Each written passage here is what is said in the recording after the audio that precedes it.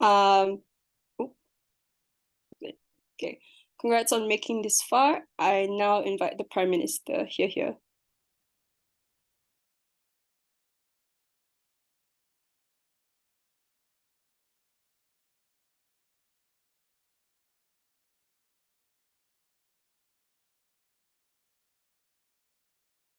Hi, am I audible and visible?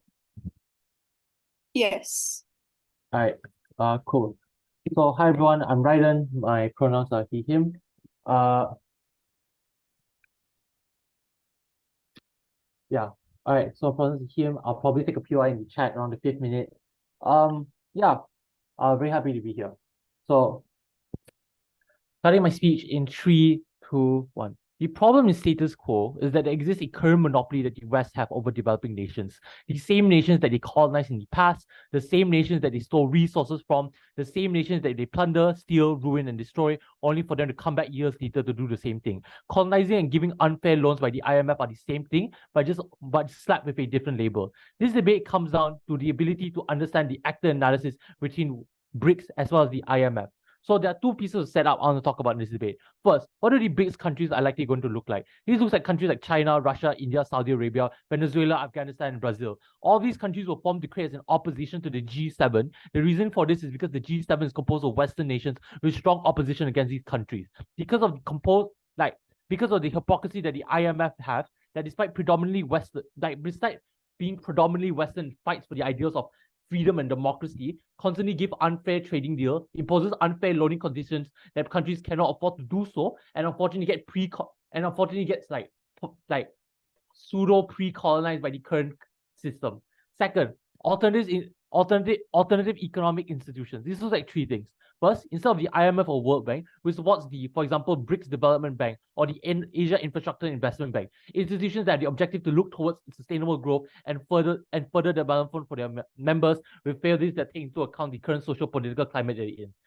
Secondly, this also looks like similar functions they have with the IMF, right? They offer loans and development aid to countries like BRICS, like within the BRICS blocks, with powerhouses such as China, Brazil, and Venezuela that are the leading figures in having their own exports to help develop nations grow, such as, for example, oil, gas, technology. These are all things that the main stakeholders of the BRICS bloc have, which means they have the ability to export towards these countries as well.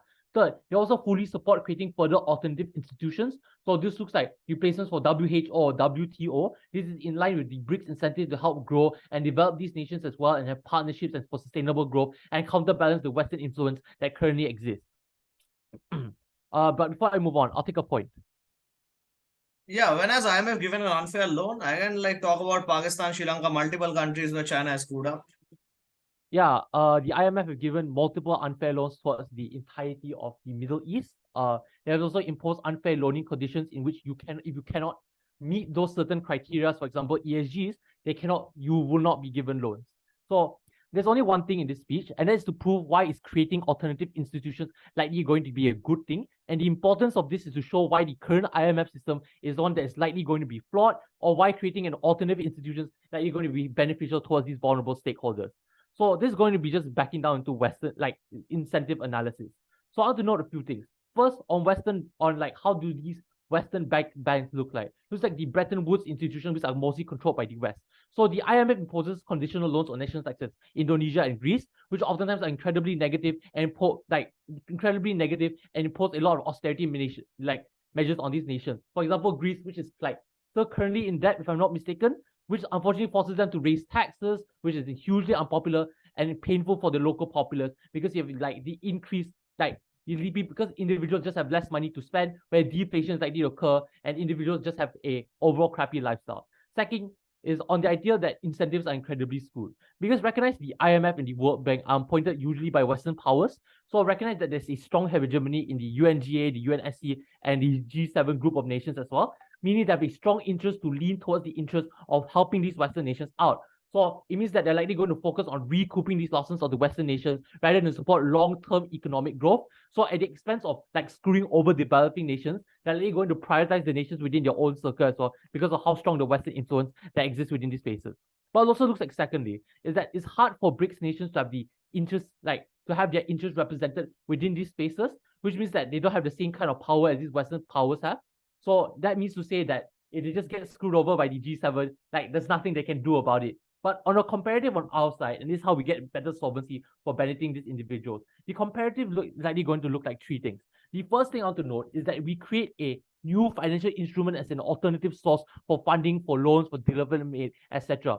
This means that we're likely going to give poorer nations, Africa and ASEAN, an alternative to the IMF's stringent conditional loans. It means like poorer nations such as Indonesia, if they need a bailout, won't be forced to open up their markets to foreign competition, killing local industries and jobs. But the impact of this is likely going to be good, right? So these nations can get some source of funding in times of a crisis versus a world where they are forced to choose between defaulting or unfortunately going to an economic suicide when they get loans from the IMF. The second thing I want to note on the comparative is that in geographic proximity, we create incentives to care about long-term stability. So you have places like China, Russia, Saudi Arabia, and India, which are all Asian-based institutions with one another, meaning they're likely going to care about more issues proximate to them. They're likely going to care about like countries much more closer to them that are not in the West, meaning to say that the IMF just usually doesn't care about it, right? The IMF usually stays out of regional conflicts. They literally loan to like both fucking Israel and Palestine. You have China and Saudi who don't like border conflicts or political instability and choose to remain neutral, meaning to say they have stronger incentive to care about long-term development for these places, even if it costs more within the short term, because political and economic crises will likely bleed out and it's going to hurt these places as well because of how proximate they are. But the second thing to note on the comparative here is that we will also change the incentives of existing Bretton Woods institutions having to compete with other options. This part of the comparative is independent of whether or not we end up succeeding, because at least we increase the competition that currently exists with the current Western monopoly when it comes to loan. So it looks like having larger competition means to say that small nations don't have to go to the IMF for loans anymore. The IMF no longer having the luxury to impose painful austerity measures as a condition for receiving loans. Means they realize that they cannot charge like incredibly high taxes when they want to offer loans to these kind of particular places. That's to say that small nations can choose between either having BRICS, Development Bank, and the IMF, depending on who offers them a better deal, which means to say that we just benefit these countries as a whole. But the way here, and why this is so important, is why we win directly from OG, is first, we provide alternatives that best protect small nations and economics around the world, because now there's competitive incentive to prevent smaller nations from being leveraged. But second, we promote incentives to reform existing financial instruments, making them more representative and equitable. Meaning to say we get higher quality development and financial institutions when it comes to these spaces as well.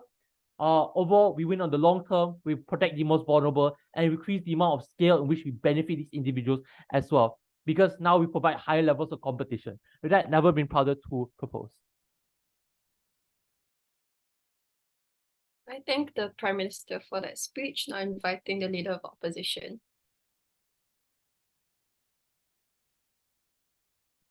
Hello, can I be heard? Yes. All right. Starting my speech in 3, 2, 1. First thing that I want to rebut is this idea that developing countries are locked out of these Bretton Woods institutions. The first observation that I want to make is currently developing countries have no other choice for receiving money. They have to take in these conditions given that no other alternative exists. But what government does is that they allow developing countries to turn to countries like China and BRICS, even if no conditions exist, which we will argue is a bad thing, because these are the types of regulations that are necessary to instate economic development within these places. Second of all, empirically, this is not true. The vast majority of IMF loans and a lot of the different types of programs that the World Bank engages in oftentimes come with zero interest and even a lack of need for collateral that comes with these loans. Take a look at Sri Lanka, or take a look at the history that the IMF had with other countries, insofar as they have not yet repaid the loans that coming from these countries, but yet it's still okay for them if they're not suffering through crippling debt.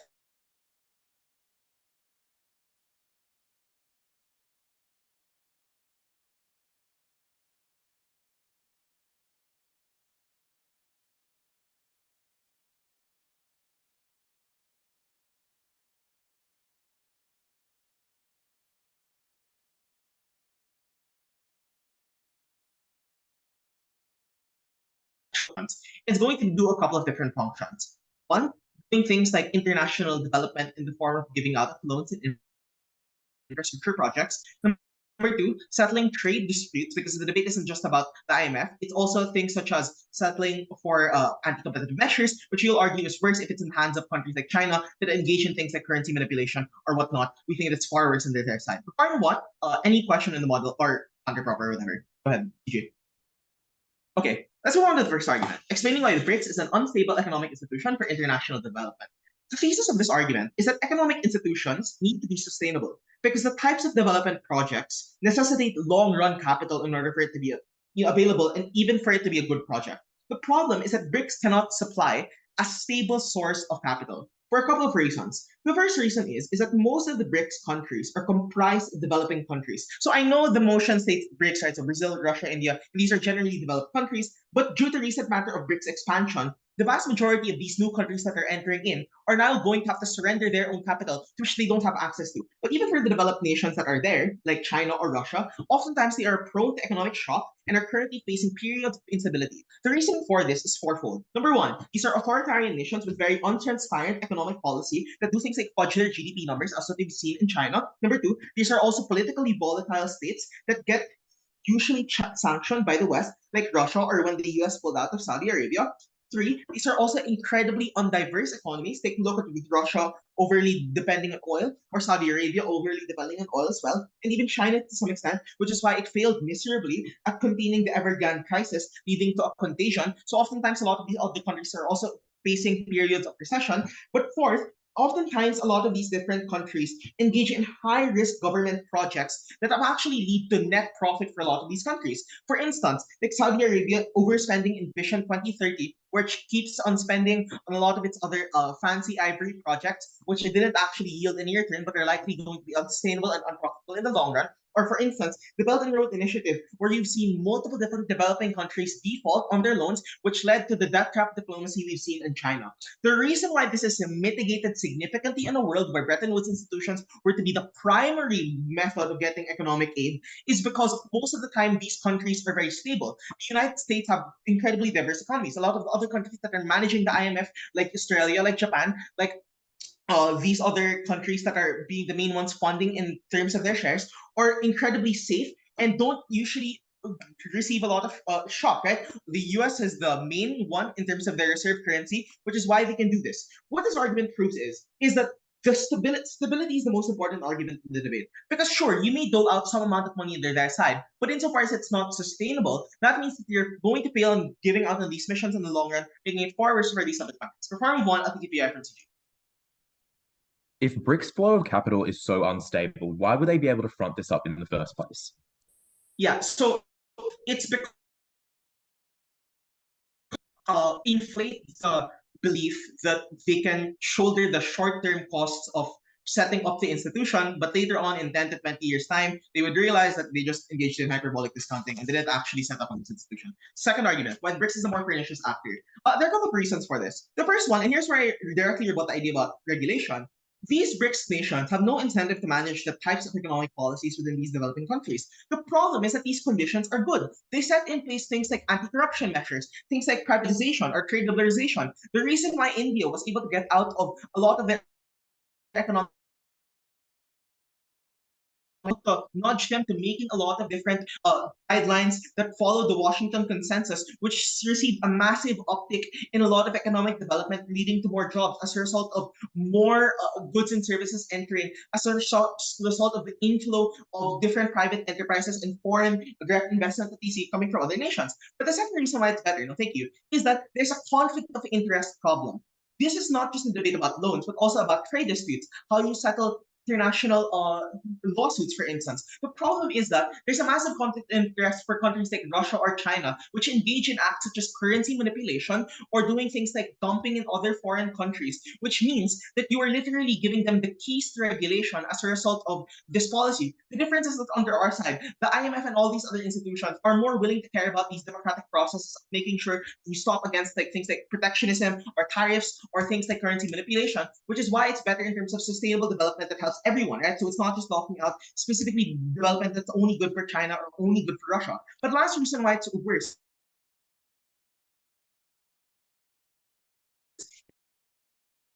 oftentimes have really perverse profit incentives that have incentives to, for instance, try to make sure that they're gaining most amount of the money rather than these developing countries as well. This is what China has done with the Belt and Road Initiative, as what they've seen in terms of sucking out these countries dry as a result of high interest loans. This is, and as well as them surrendering capital, which is far worse. The reason why, again, IMF and a lot of these institutions are better is because a lot of these different Bretton Woods institutions don't really care about profit, right? Stand on loss, as what they've seen with different nations, and they're doing it out of benevolent reasons. But the problem is that a lot of the actors in the countries that are likely going to manage BRICS are far worse. The AIIB has plunged millions of countries like Kazakhstan or Sri Lanka into numerous amount of cases of mismanagement and oftentimes being complicit corruption because there was no regulation in place. Because our side proved it was sustainable and the better means for development for these countries, we're proud to oppose.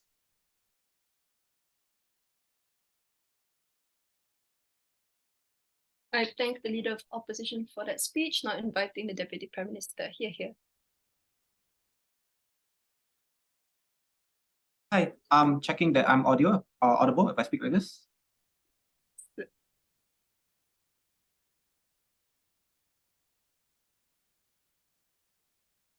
Okay, I'm gonna assume that I'm audible. TJ, no preference for pronouns. Please put POIs in the chat. Would love to engage the CEO of House 5.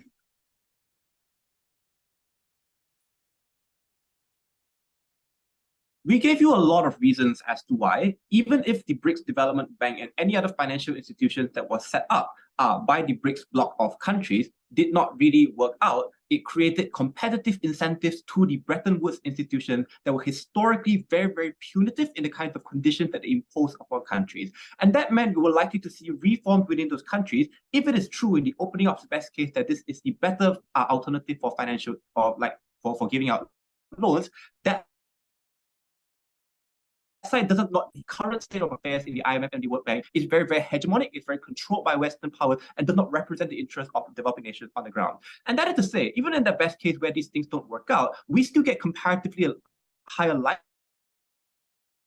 of reform for these things happening, which means that the majority of the countries around the world, especially developing nations in Southeast Asia and in Africa, that rely very heavily on the IMF or the BRICS Development Bank for loans to invest in the development of their infrastructure, is significantly likely to be better than outside of the house compared to that. At this point in the debate, we are already ahead comparative to them. The first thing I want to talk about in this speech is why the BRICS Development Bank is likely to be a viable alternative to the IMF, challenging the characterization that all these nations are economically unstable and stuff like that. The first claim that they make from that side is that these countries are not economically stable because they're authoritarian nations, because they're sanctioned by the West. And I just want to point out that the biggest backers of this economy is China and Russia. They're really, really stable economies. And while we probably don't really like Russia that much because of what they're doing in Ukraine right now, we cannot deny the fact that they're still the third largest producer of oil in the world. Europe is still dependent on Russian oil to a pretty significant extent. And all of this just goes to show that these countries are pretty stable economically and are very able to fund the bloc as a whole. Comparatively, like extending of this, I would say that China, being a huge backer of the BRICS development bloc, is also currently the largest economy in the world, having exceeded the US in terms of GDP. China, having a lot of money, has strong interest in spreading soft power because they want to be respected as a global powerhouse, which also shows that China is pivoting and transitioning away from coercive practices like debt trap diplomacy and border expansion because they want to be liked, because they require soft power to get the buy-in for nations to want to trade and form bilateral deals with them at the end of this debate. And that's why a lot of the loans that they offer towards ASEAN nations right now don't involve coercive deals in the same way that they did with the port of Sri Lanka. It is far more likely for us to see viable potential good loans that China is offering right now because of the incentive to transition towards a respected global power. The second thing I will point out in terms of viability is that majority of the nations that produce oil in this world is part of the BRICS bloc. Nations like Saudi Arabia and Russia, and Saudi Arabia being the largest producer of oil in the world, Russia being the third largest producer of oil in the world, and I guess to some extent India as well. The only alternative to this is basically the US that is struggling with inflation because they don't have enough oil to meet their own domestic needs right now. Therefore, especially in the immediate term, you are likely to see this nation pretty flush with cash, and that is why these nations are pretty economically viable and can support instruments like the BRICS Development Bank to provide the capital upfront to invest in these other nations as well. But secondly, they say, or thirdly rather, they say that these economies are non-diverse because Saudi is very heavily invested in oil. And Perhaps that's true right now, but with the decline of oil use and the rise of sustainable and renewable energy, Saudi Aramco is basically the second largest investor into green technology and renewable energy after China right now, because they recognize that this is the future, and they recognize that oil cannot be the only thing that they depend on for the rest of their lives. All of this goes to say that these economies are actually quite diverse right now. It's like China is huge, but even if they're not, they have strong incentives to diversify the economy moving forward in order to improve their political and economic situation moving forward. But the final thing I want to point out is that this has to exist on a comparative. I'm not sure why the alternative of this Bretton Woods institution being funded by the US and the UK is comparatively more stable. The UK has changed their prime minister 3 times in the last year. The US is fighting inflation and political polarization in the country. They keep flip-flopping in terms of internal policies, and the House of Congress is so polarized that they're not really able to pass policies, even COVID relief bills in time of a pandemic. All of this goes to show that the funding on that side of the house for this Bretton Woods institution, like the IMF and the World Bank, are not necessarily guaranteed or certain as well. In fact, arguably it is worse because of the decline of the rate of decline and all the things that we see happening in the West. Comparatively speaking, I think authoritarian states like China are far more stable economically and have empirically been shown to be growing faster than we see in the nations of the West. At the conclusion of this first clash, I think we prove conclusively that the BRICS Development Bank and the BRICS group of countries as a whole is financially viable, is not as unstable as what that side of the house wants to point out, and also is very capable of providing these loans towards people. Before I talk about why they are likely to be a better alternative, I'll take CEO if you have one. India and China have like border conflicts at 3 flashpoints. The motion doesn't give you fiat that this is going to work. Tell me how these countries would get along together considering they're so internally divided with each other. Yes, so they managed to work out their border conflict, which basically looked like Modi just giving up the land towards China. And I think that China is also investing heavily in India right now. India is also buying Russian oil. I think these economic incentives can work out, but also you need to debate on a comparative. I'm not sure why the US comparatively is better given all the things they're doing in Afghanistan, all the military support that they're having and the polarization that are happening in those countries as well. Second clash, why things like the BRICS Development Bank is likely to be a better alternative than the IMF? The first thing we explained is the competition mechanism that gets zero response in the leader of opposition. So smaller nations that now can choose between the IMF and the BRICS Development Bank, if it is so true that the BRICS Development Bank is going to impose all these kinds of terrible conditions, then maybe the IMF conditions don't seem that bad in comparison, and small nations like Malaysia or Indonesia can then opt for that instead. But I would also contend that the competition mechanism means that you're less likely to see this kind of predatory mechanism, and we're more likely to see this financial instrument or the leaders of these things being more invested in the long-term results in these investment opportunities and ensuring these things work out. You don't have the same incentive to reform the institutions when there is only one option for these people to go to. But the second reason that also gets no response from Prime Minister is just in terms of geographic proximity. All of these countries are based in Asia, right? So in terms responding to the Gowan Valley conflict between China and India, they have a vested interest in terms of making those things work out. And that's why they're far more likely to look to things like diplomatic alternatives to resolve their border conflicts and their crises, but also they're less likely to screw over other nations because they know that a failed economy on their borders is likely to transition towards them, likely to hurt them as well in terms of the economic spillover and refugees and all those other kind of problems as well. On a comparative, the IMF is controlled by Western nations. They are likely to prioritize their own interests above others. And this is structurally likely to be true because the funding for the IMF and the World Bank come from Western nations that is appointed because the Western nations have hegemony over the UN, right? And who appoints the bankers in the IMF. And these nations also that fund the IMF puts a lot of pressure on the IMF to ensure that the conditions imposed maximize returns for themselves, for them to recoup their losses from their loans. And this all goes to show that the IMF doesn't have necessarily prioritize the best interest of this country. The IMF loans, while these conditions may be made in the best interest of these countries, and result in forcing these nations to open up the market before they're ready, results in very high taxes that prevent local growth and SMEs to grow, and result in the people on the ground suffering immensely. That is why an alternative, if it exists, prompts reform, but at the very least gives people a different chance to avoid being subjugated. We're very, very happy to propose.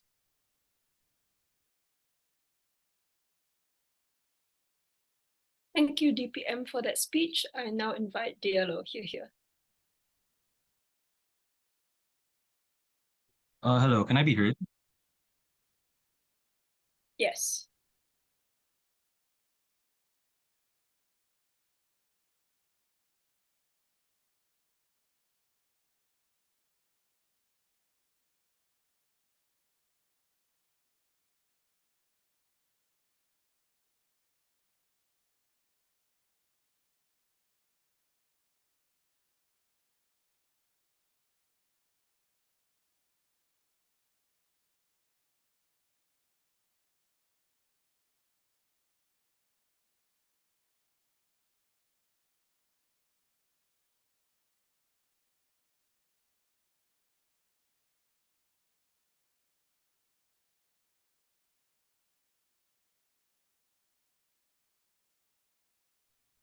Sorry. Was I sorry? You were on mute. Was I muted? Yes. Yeah, sorry, I was muted. I did not realize that. Okay. Okay, I'll restart. My bad. Okay. I'll be starting in 5, 4, 3, 2, and 1. The greatest economic risk that exists to the majority of developing countries is the threat posed by China, where China has proven, for empirically speaking, to be willing to bully other countries to accept unfair trade way, especially when you look at the bilateral loans that it has offered to many countries in Africa, and even looking problem with government is they recognize that the developing world might have some issues with regard to development. Yet, instead of trying to reform these problems in a way that is fair and inclusive of everyone, they instead hand over the reins of power to the same bully that has established these unfair trade deals in the modern economic world. Only our side is able to establish what exactly fair trade deals are with respect to developing nations and the rest of the world, and I'll explain how exactly we have a better quality of development at the end of the day. I want to weigh this existing debate in terms of the quality of development that exists across both government and opposition houses. And I want to be clear here. There is development on both sides. I don't think government can get away with the comparative of saying that, oh, on our side, opposition, there is zero money for developing countries, whereas at the very least, the BRICS countries lowering their terms and conditions offers some money to countries that are struggling financially, economically. I want to respond to this on multiple levels. Number one, as we point out from leaders of opposition, many of the IMF and World Bank deals that they offer to developing nations are often incredibly accessible and inclusive to the people that they are offering deals to. For instance, number one, they offer zero interest loans to people that need help funding development projects. Number two, in the case where you are struggling with paying off your debt, the IMF offers sovereign debt restructuring programs where various experts across the world help negotiate the terms of your loan repayment to your private debtors and to your investors so that they can help prevent countries from defaulting in their debt. Look at, for instance, the IMF intervening in the Argentinian economy in 2020 during COVID.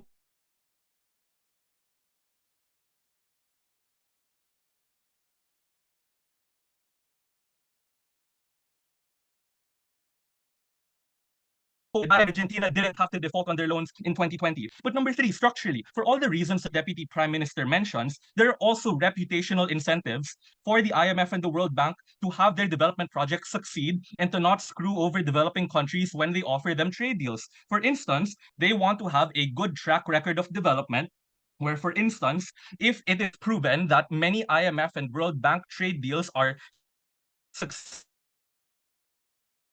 lift themselves out of poverty, then that increases the willingness for these developing countries to want to cooperate with them economically in the future. So there is zero reason for there's no reason at the conclusion of this. There's no reason for the IMF to have pernicious incentives, especially when so much is at stake, especially if they are at risk of losing these people to potential alternatives in the first place. I want to point out, government asserts that these institutions are coercive. We prove that. Go ahead. Why does the IMF have an incentive for their borrowers to not default, but BRICS has an incentive for their borrowers to default, even though they've just fronted up billions of dollars? Yeah, so BRICS has an incentive for these countries to default. If you look at the case of China, when they offer loans to countries and these for development of different infrastructure, these countries cannot pay back their loans for whatever reason. Then you have instances like when China reacquired the development projects that as collateral because these countries couldn't pay back their debt. In comparison, the IMF and the World Bank, although they may do the same thing. Number one, they often do not have the track record for this because they would prefer that these economies develop and that people do not default on their loans, which is, again, the reason why these standards are so strict. But also, and yeah, the reputation and the quality of development. Again, there is development on both sides. Number one, the problem on government is as follows. Number one, I just want to point out there is likely going to be a lot more corruption. As we point out from leader of opposition, there are different solutions solutions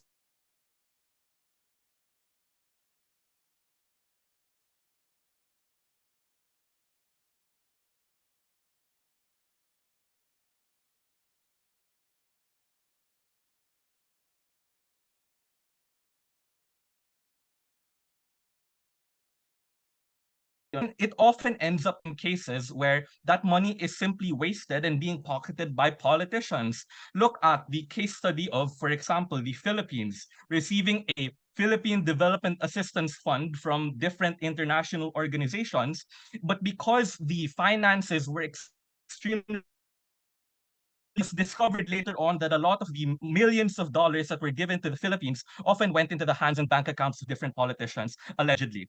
So clearly, when you opt into our model, you are better able to mitigate these kinds of cases by making sure that the money you are spending is often incredibly traceable versus being opaque and less risky. But number two, we also talk about things like pernicious incentives, where again, BRICS countries are often they often do not care about things like regulation, so it makes jobs more risky, more occupationally dangerous, for instance. But also, there's also often a conflict of interest in trade, where, for instance, if China, if China is in charge of regulating trade in Asia, but notably China also has a pernicious incentive to want to dominate trade in Asia by exporting more to countries and eroding local industries, then often China can bully its way to making sure that its interests supersede that of local regulators, and therefore it becomes harder to be able to compete against unfair trade practices that China does in that instance. Again, that's one example. But look, even if you don't believe any of this, right?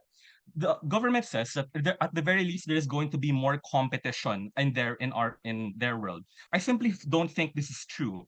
I would argue that the process of creating these alternative institutions necessarily takes away the resources that would otherwise go into funding existing programs by the IMF and the World Bank. I want to make it clear, China, India, and Russia are still a part of the IMF and the World Bank. They still contribute money to these institutions. The moment they pull away funding for these places, then it makes it harder for the IMF and the World Bank to offer these good trade deals to developing countries because they simply have less resources to work with. What this means is not only are they setting up an alternative, but BRICS countries set up an alternative and make it harder for the IMF to be able to compete. Now they make it such that the alternatives are the only option that developing countries can access because now the IMF is lacking in funding. Only we're able to protect the interests of the developing world. For those reasons, please oppose. Thank you.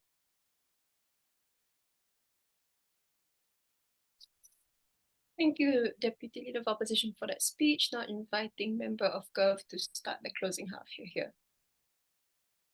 Cool, just making sure I can be heard. POIs in the chat, Connor, she, her. Yeah.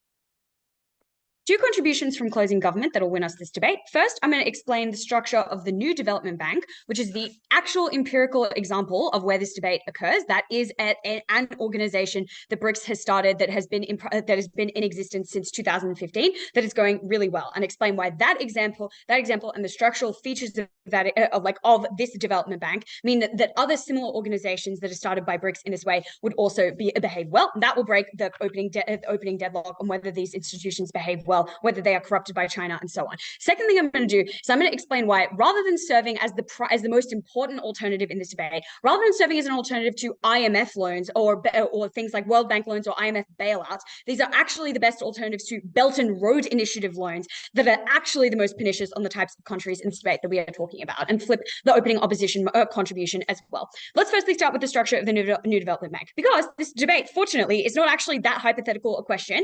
Is that this House supports debate, not a debate where we have modeling or fiat. So the actual empirical place where this debate occurs is with structures like the new development bank, which were explicitly started by BRICS countries, which, by the way, includes South Africa, not Saudi Arabia, in 2015 after several years of conferences. That is the solution that they have come up with. That is what side government supports, and it's pretty good. I'm going to explain the reasons that it's pretty good. The first is to say that it has enough money, and this is a contention that gets brought up in opening. Here are the reasons it has enough money. One is, on its inception, it collected contributions from all of the members, that is Brazil, Brazil, Russia, India, China, and South Africa, all of whom were relatively wealthy and developed in developed economies, perhaps not as developed as, say, the United States or the European Union, but developed nonetheless.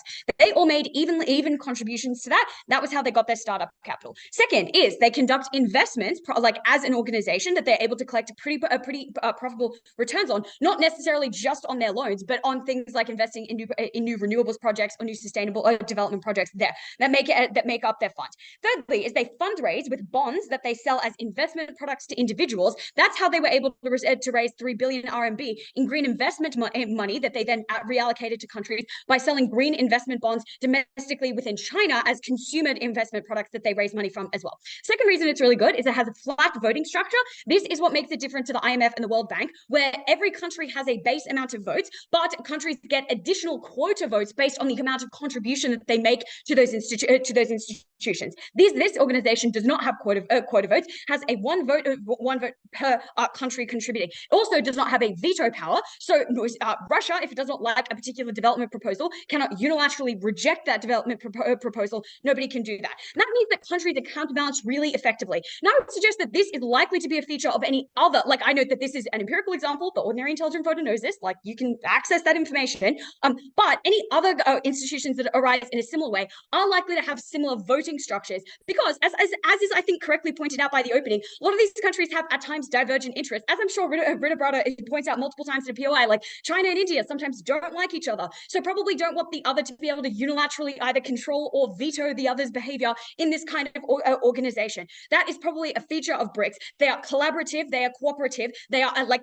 united in trying to access a multipolar world, one that is not exclusively controlled by the West, but also one that is not exclusively controlled by China, which is, for instance, not in Brazil's interest and not in Russia's interest, not in India's interest. The third reason it's really good is that extremely positive environmental goals.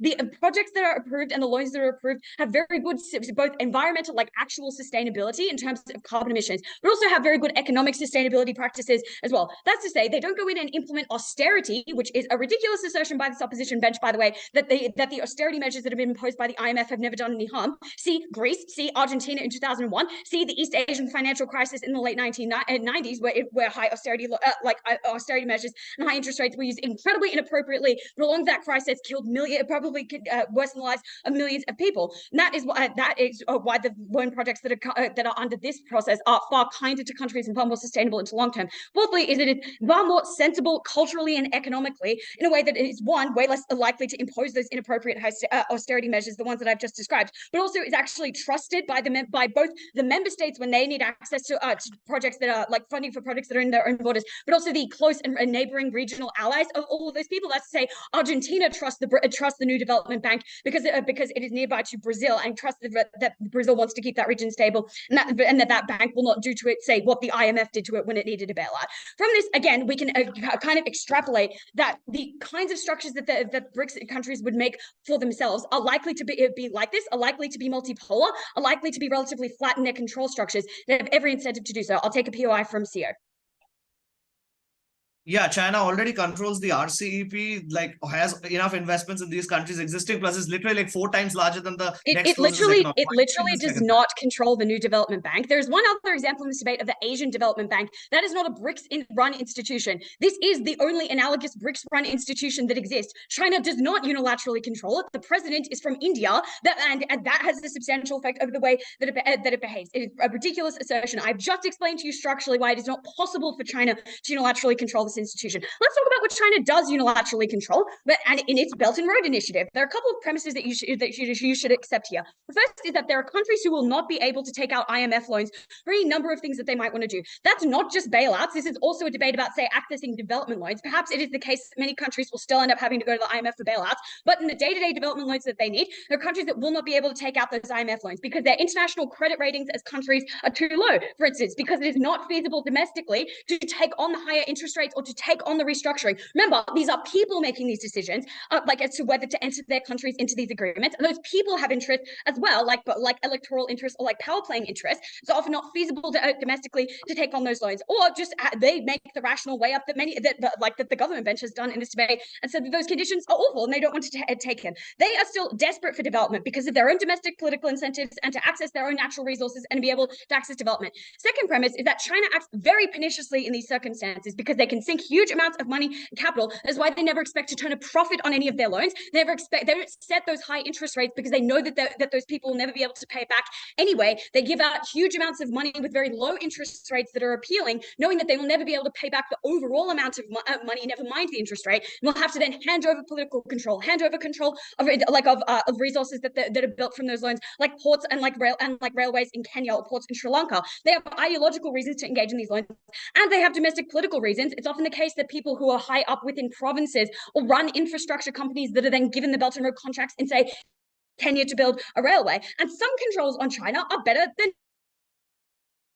no control. You can't get an IMF loan or a World Bank loan without exorbitantly high interest rates. You're not going and crying directly to the CCP. We'll give you a BRI loan at enormous cost to your country and to your economy. See the amount of times this has happened in the stats codes. Why closing government so clearly wins this debate. Thank you, Member of Government, for that speech. Now inviting Member of Opposition. Here. Hi, can you hear me? Oh, sorry, we're just flipping member and so that's fine. Yeah, can you hear me? Yes. All right, starting in 3, 2, 1. The president of the UN is Dennis Francis from Trinidad and Tobago. Tell me if Trinidad and Tobago has power in the UN. I mean, this is the most bizarre response that I've heard in a while. 3 structural reasons why China would dominate the so-called new development bank if that's what CG wants to do. 1, China's economy is exponentially larger than the next possible competitor. It's literally like 18 trillion versus like India's around 4 trillion. We're talking like 5-6 times more in the first place. But secondly, like literally China has pre-existing investments in the Asian region in terms of the regional comprehensive economic policy that has multiple countries, like say ASEAN countries and also Australia and New Zealand are part of it, which means the kind of interconnected economic networks that China has already set up, which automatically means it's going to have huge amount of leverage while trying to say, for example, dictate conditions. But thirdly, China has given out huge amount of stock market BRI loans to multiple countries across the world. No other country compared to like even India, South Africa is even closer to the kind of like loans they've given out, which means these countries have an economic obligation that they owe to China back. And at that point of time, literally, like are way more dependent on China, and China is more likely to control a huge amount of leverage in these circumstances. But just like in terms of economic capital that China has, it's unlikely that this kind of check and balances would exist. Secondly, then in terms of like confrontations within, I think they literally have to prove in terms of like why supporting this is much more likely to have like a stable outcome at the end of the day. So the problem is like literally these countries have internal border conflicts with each other. Like it's not about and I don't really feel like TJ's response is correct in terms of like Modi giving up land. It's literally an opposition conspiracy. Firstly, then I think it's about like in terms of geopolitical conflicts that China already has with India in terms of literally 3 border flashpoints. But the more crucial reason is this: India's biggest enemy is Pakistan. China is literally Pakistan's biggest economic provider. Literally the belt and road that runs from Gwadar port into Kashgar literally goes through Pakistan occupied Kashmir, which is to say that India is never going to accept these terms and conditions of China simply because it's literally encroached upon the land that it calls its very own. At that point of time, just very unclear in terms of why you're going to have those kind of discussions and deliberations, which literally say, for example, an IMF and the World Bank hang between like European Union and the US, which literally do not have these kind of conflicts existing within each other. That's why it's more likely to be unstable. It's more likely to be visceral in the first place to begin with. First thing then in terms of like why are these austerity measures likely to be positive, which I think what opening opposition does is only says like it's going to lead to debt restructuring. The way this works is, and also like let me just quickly respond to the competition analysis which comes from TJ, which I think is fair. First thing to say here is China would give out loans like independent of the Asian Development Bank or the new development bank existing, which is to say China has already done this in the past in terms of giving out like huge amount of loans to other countries. So this already puts IMF in terms of in a direct competition with directly China. The problem is when you integrate it within the ADB or the NDB, China giving out bad loans, which is India, South Africa have to put stakes into that bank, which makes it worse for these countries in the first place. But secondly, US has independent incentives to do this. Things like democratization, things like free market capitalism are things that US would pursue anyway to essentially ensure that it has greater command over global supply chains. That's the reason why US has historically toppled governments and installed democratic regimes and free market policies simply because it wants the world to move towards democracy. Like that's why it's literally the biggest harbinger of democracy, because it's a part of the US policy in the first place to begin with and a part of larger IMF and World Bank policies, which are independent of in terms of whether NDB or new development bank existing, is a part of their natural ethos anyway. That's the reason why the IMF would essentially ensure and give out be interested in these areas and give out better loans in the first place. Firstly, then why is these austerity measures important? Because here's the thing: if you want to structurally fix these countries, you essentially have to do things like say open market or say like free market capitalism, not prevent monopolies to consolidate. Say for example, reduce the amount of state control over industries, like essentially ensure startup businesses to operate. These these are like things that can essentially like IMF do and impose these austerity measures. If countries don't have obligations, they're not going to naturally move towards these policies. Secondly, IMF has more number of say experts and administrators in these areas because they have a larger expertise and because they've been doing it historically and all of that. What China on a comparative is going to do, it's just going to give out the loan, which means it's not going to fix the economy in the first place. That is going to give you out a huge amount of money, which probably you won't know how to spend. Look at what's happening in Pakistan, what's happening in Sri Lanka. I think in those circumstances, you cannot get structural reform within these countries, which IMF specifically can do because of the kind of austerity that it then imposes. And I think on any day of the week, we would say that the Greek economy is doing way better than Sri Lanka, or say, for example, Pakistan, which literally are on the brink of collapse at this point of time. Which means to say these positive austerity measures, creating those obligations, are crucial for these countries to structurally fix their problem. Sure, we get less money, perhaps China gives you more money. But in that regard, I think long term, this is more important for development. Secondly, how do these countries actually change? And that is what I think opening opposition does not do. Because I think they go into this weird thing like China bad, US good, more transparency, all of that. So how do these things actually change? First thing to say is what you need is multinational corporations to enter into these developing countries and ensure there's foreign direct investment. This is crucial. All of these developing countries are exporter economies. They want foreign direct investment. They want companies to come in. Brazil literally needs Rio Tinto to come in to mine minerals so that it can get through it. Say, for example, same goes with South Africa, or like India needs other companies to come in, like literally Western IT companies in the tertiary sector to essentially come into this country. The reason why then this is important is because they're more likely to trust IMF and World Bank simply because one, these are like institutions of the West, which more MNCs are from in the first place to begin with, like Rio Tinto literally being a British company and most tertiary IT companies being in the US. Secondly, they have huge amount of like US lobbying and political power, which means they're more likely to trust, say for example, countries that have IMF loans, which is your credit ratings are more likely to increase, content which when you associate more with IMF loans and WB loans than ADB loans, which means to say you reduce the credit ratings when you essentially take loans from ADB because it reduces the amount of like, creates more amount of skepticism within the system because like these are unstable and say for example, like they are less transparent in the first place to begin with. That is the reason why MNCs are more likely to essentially trust you when you essentially align yourself more with IMF and World Bank than say for example with the ADB, which in that on the NDB, whatever they want to claim, because at that point of time, it's more likely to be a risky investment because of which you're not likely to opt into these places in the first place to begin with. That is what reduces your credit reliability and like reduces access to capital more structurally from MNCs, which are largely Western oriented. Opening government very quickly. The austerity measures that you want to support are meant to impose Western free market ideals regardless of what these Asian nations want or need, because they don't have the incentive to care about economic failure and care most about showing reforms and recouping their losses compared to the greater proximity of Asian institutions regardless of their geopolitical conflicts. Proximity doesn't really work in this debate because like even if like China is very proximate to like India, I don't think it wants the development of India at any point of time because it would put it in a direct competition in terms of the manufacturing industry. Like just because countries are close, why do they help each other? I have no idea. Lastly then, in terms of like why is this then actually beneficial for these developing countries? Because I think you're more likely to get access to market and capital in the first place to begin with because of, say, for example, the kind of like investments that are likely to come in. But secondly, I think there's more amount of accountability like and checks and balances that you're more likely to impose on these systems in terms of like the IMF or the World Bank having more amount of like structural regulations. The reason why, say, for example, literally they won't give out bad loans is because one, they would get bipartisan political backlash because US is more accountable in its financial obligations. You literally have like the Senate, Congress, and Judiciary, which are separate organizations that can call you out if you give out a bad loan. But thirdly, there's more amount of media scrutiny on these institutions, which comparatively China has no media scrutiny, no bipartisan political pushback, which is point at which even if you screw other countries up, you know that you can't get backlash within your own country, even if you like waste money at the end of the day. That's the reason why we feel these institutions are more accountable. You get more amount of investments coming in. That's the most crucial in this round, CEO. Thank you for that speech. Now inviting GovWhip to wrap up the Gov bench here.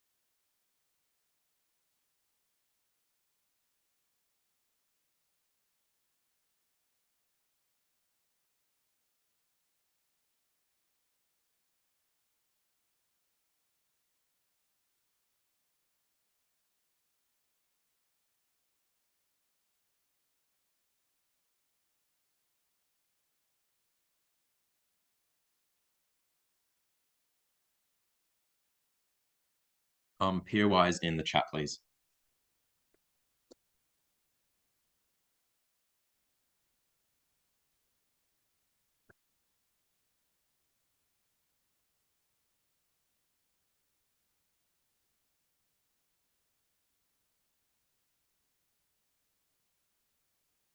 If you believe that the most desperate country in the status quo will turn to China in the status quo, and you believe then that under our side, they will then turn to BRICS, that is an automatic win for closing government in this round because we provide a base level of accountability onto China's hegemony over the most vulnerable actors. Two questions in this speech. Firstly, on stopping the most perverse forms of development loans and stopping the prevalence of the Belt and Road Initiative. And secondly, then on whether BRICS alternatives would actually be better than the IMF is in the status quo. But I'm going to start by talking about why our side on CG stops the most perverse forms of development loans. And the reason I'm starting here is because our extension sidesteps the clash of, is the BRICS good, is IMF good entirely, because it isn't contingent on proving whether either actor is acting well. Our extension is explained at Connor, and it is threefold. Firstly, we explain to you that there is a set of countries that needs development, but that is considered to be too risky by the IMF, so they currently go to China in the status quo. They seek things like unilateral loans from them and bailouts from the Chinese Development Bank, and China then offers them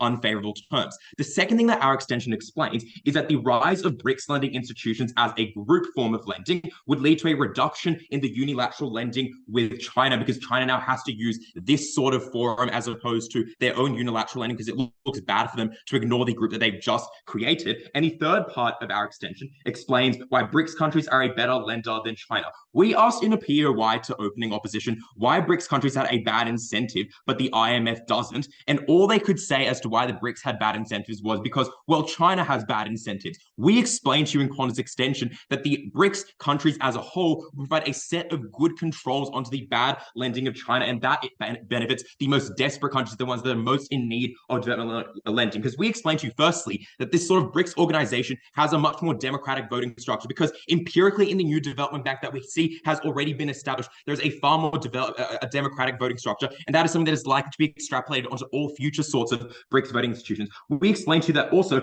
other BRICS nations offer accountability measures against China because they firstly don't want to be seen to be bound to China, but secondly, they don't want to have the bad reputational image of doing things like debt trap lending, so they will offer meaningful accountability measures onto China. What are the responses that we hear from our extension? They all come out in about 30 seconds at CO. I think all of them are pretty pithy. The nature of those responses to our extension is that basically that China will dominate the BRICS institutions. Four elements to our response to these. Firstly, CO says that, well, China is the largest economy, so therefore they are inherently going to dominate that. But that ignores what we tell you at Connor, which is that the size of the economy does not matter in these sort of institutions, because this is not a contribution-based structure like exists from the IMF. All these countries have equal voting power, and all of them rotate that around. Maybe the UN has, a random country having it as its president, but that sort of democraticness is something that's inherent within BRICS institutions. The second thing that's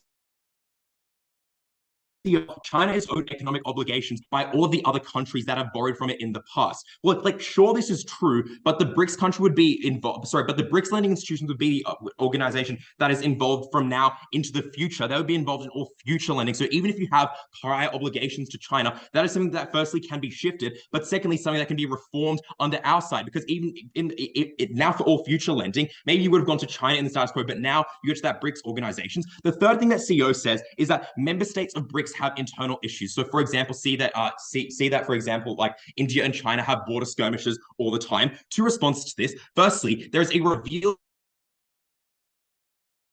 to overcome these diplomatic issues. See, for example, the fact that China and India do work on, on international economic issues, despite the fact that they do have some border concerns. Even if you don't believe that there is that reveal preference, I would also note that the diplomatic interests of countries are very different to the international economic interests of those countries. That is to say, they're still able to work together, even if they don't agree on certain geopolitical issues. They're still able to work together for economic reasons, because a lot of their economic incentives align. It is bad for both countries if a certain, third world actor that they both have investments in goes into default. That was bad for both sets of countries. So that meant that they're probably able to overcome their difference to the extent they had very aligned incentives. So I don't think that them having internal issues makes a big difference. But even if you believe that this new BRICS institution will be so dominated by China, all we had to prove to you was one of the many accountability measures that Connor pointed out to you, because even one measure that is better than the current existence of Chinese unilateral lending meant that was a better institution. So the margin that we had to prove this to you by was so small. The ought believe side, they ought believe our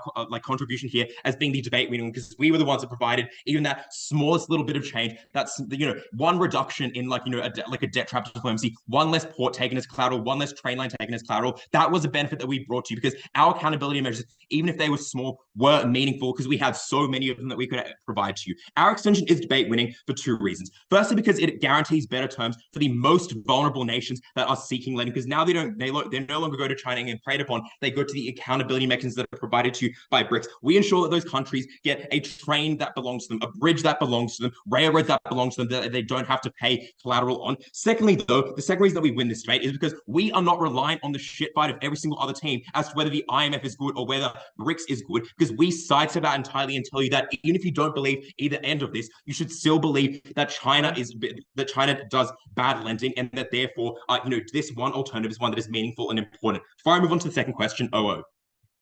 So even if China doesn't control BRICS, what we told you is that the IMF cares more about internal regulations, things like trade liberalization or privatization. Okay, I'm going to get on to responding to you. I'm going to get on to which responding to you in a second. If you just wanted to whip your material, that's fine. You should have done it better earlier. Let's move on to then the second question as to whether BRICS alternatives would actually be better. Let's dissect both of the claims here. OO first says that BRICS is an unstable country and is not able to rely and be a reliable lender. They cite them being politically volatile states, undiverse economies, and that they have overspending in their sectors. Two responses to this. Firstly, this is just deeply untrue of many of the member states. They say that Russia is undiverse. Yeah, but China and India just aren't, right? They empirically have very diverse economies across manufacturing sectors, across primary sectors, across the quaternary sectors. That was sort of thing that meant that this was not an issue. But secondly, even if each of these countries individually was a risky lender, the pooling of that risk makes them as a group a very good lender, and one that is able to offer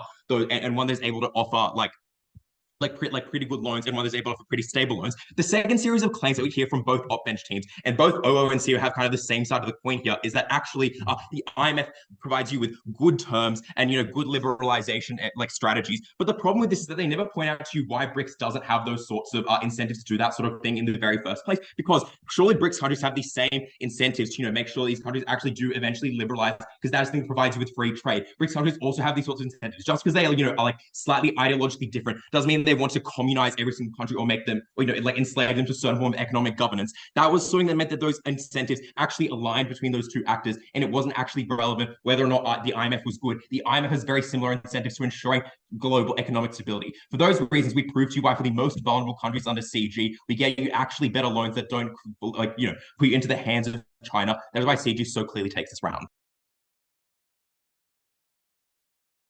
Thank you for that speech. I now invite Opposition Whip to close out the debate here.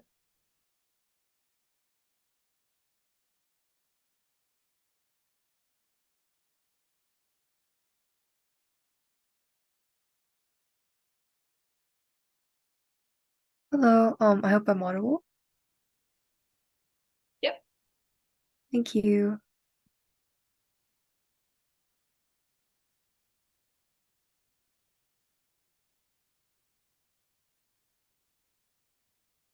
All right. I'll take POs in the chat.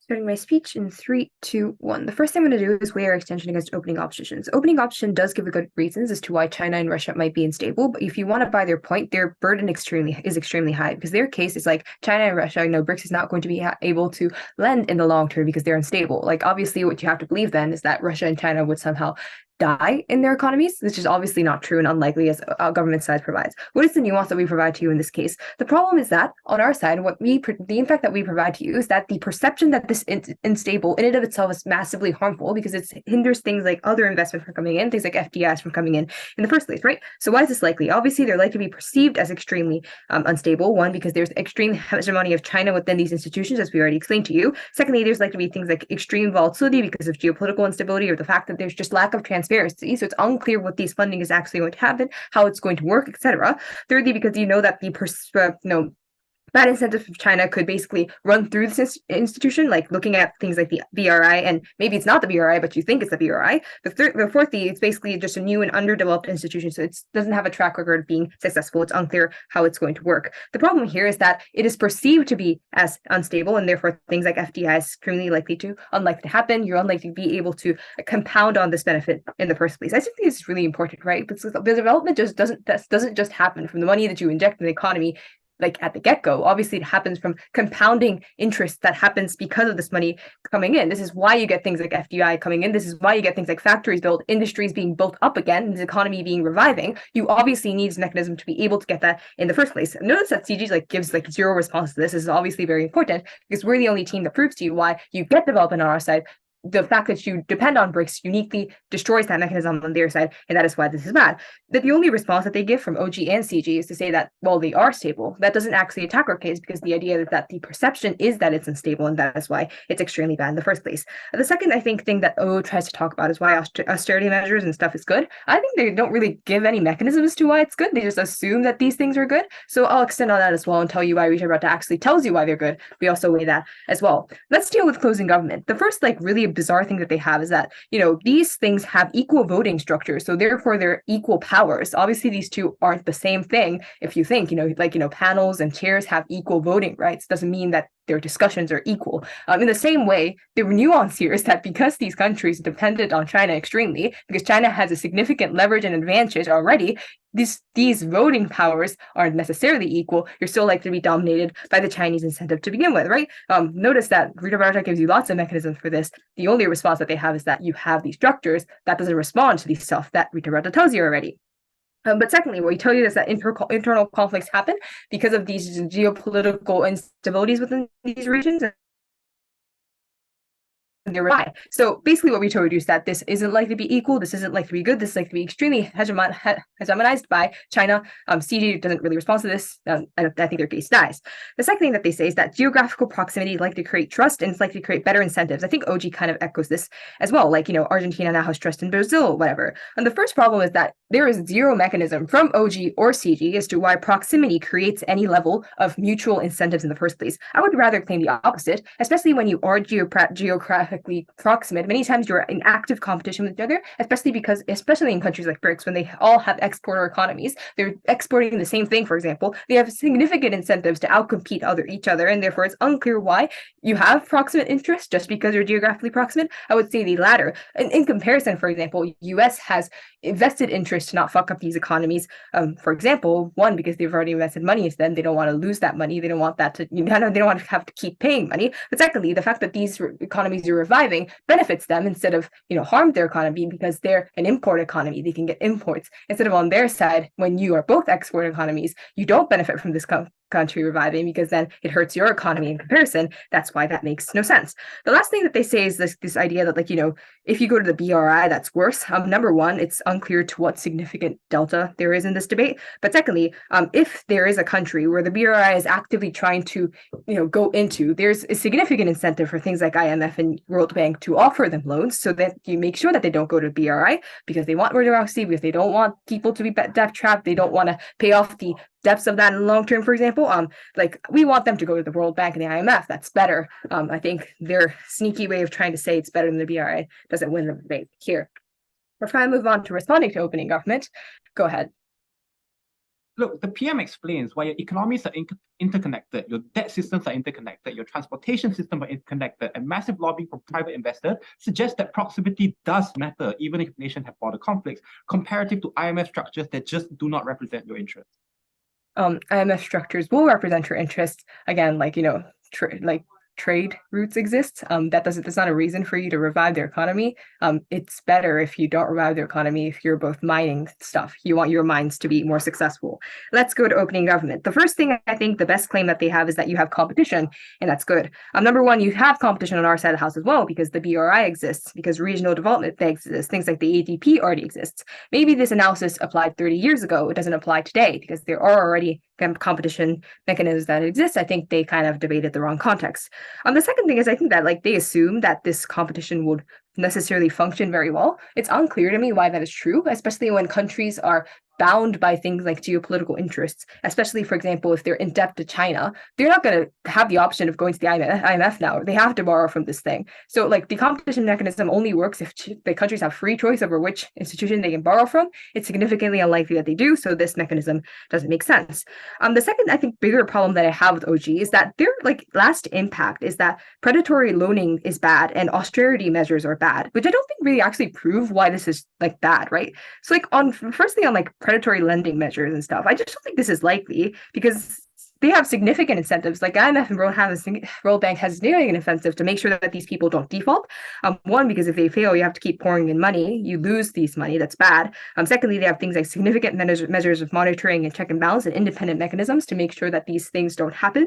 But thirdly, they have an incentive to succeed as the IMF, so they can get more money coming in from their member states. But fourthly, they have political accountability and bipartisan politics, as we explained, that ensures these things have check and balance systems, which you don't get on their side. So this like bad stuff is unlikely to happen. It's unclear why they have the incentive to do this. The second thing is that austerity measures are bad. They have like zero mechanism. Neither does CG is to explain why this is bad. It's actually rather good because more FDI and funding comes in. There's more transparency and confidence on the economy that is likely to revive the economy in the long term. It creates long-term FDI and economic health and sustainable lending for these, fucked up economies. I think that is actually really good for these economies as well. So even if you buy their mechanisms, OG's impact doesn't make sense, so they can't win the debate either. For all these reasons, proud to oppose.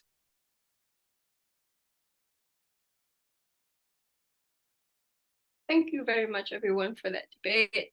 I guess you may virtually cross the floor and shake hands. I think you are able to leave this room. Good luck for next round. Thanks, everyone. Thanks, guys. Thanks, guys.